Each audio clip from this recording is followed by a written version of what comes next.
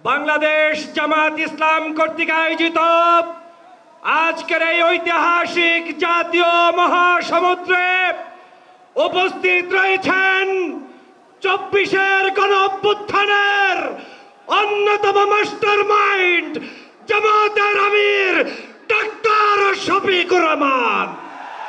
সংগ্রামী সহযোদ্ধা ভাইয়েরা, আগামীর বাংলাদেশে চাঁদাবাজ, সন্ত্রাস, পাথর দিয়ে মানুষ হত্যা মেনে নেওয়া হবে না, হবে না, হবে না। প্রিয় সংগ্রামী যোদ্ধা ভাইয়েরা, আপনাদেরকে স্মরণ করিয়ে দিতে চাই ২০১৩ সালে নিজামী, সাইদি, মুজাহিদ, কাদের মোল্লা, আলী হাসান সহ যাদেরকে হত্যা করা হয়েছে তার রক্তের নজরানা দেওয়ার জন্য সমগ্র ঢাকার অলিতে গলিতে সকল মানুষ আজ বিস্তার করছে। ঠিক কিনা বলো? নারায়ে তাকবীর, নারায়ে তাকবীর। অতএব সেই রক্তের জবাব দিতে হবে। সেই রক্তের জবাব দিতে হলে ব্যালট বিপ্লবের মাধ্যমে আগামী দিনে ঐক্যবদ্ধ বাংলাদেশ গড়তে কারা কারা রাজি আছো? নারায়ে তাকবীর, নারায়ে তাকবীর।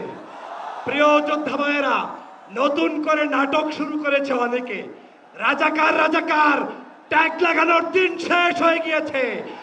বাংলাদেশে এখন থেকে স্বাধীনতার ৫৪ বছর পরে যারা এই রাজাকার শব্দ উচ্চারণ করে ইসলামী ঐতিহ্যকে ধ্বংসের ষড়যন্ত্র করবে, তাদের দাঁত ভাঙা জবাব দেওয়ার জন্য সবাইকে প্রস্তুত থাকতে হবে।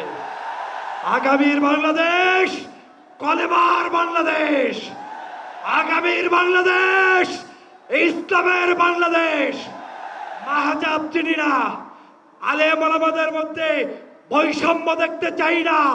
বাংলাদেশের সমগ্র রাজনৈতিক ঐক্য করতে হবে দেশ বিনির্মাণের জন্য।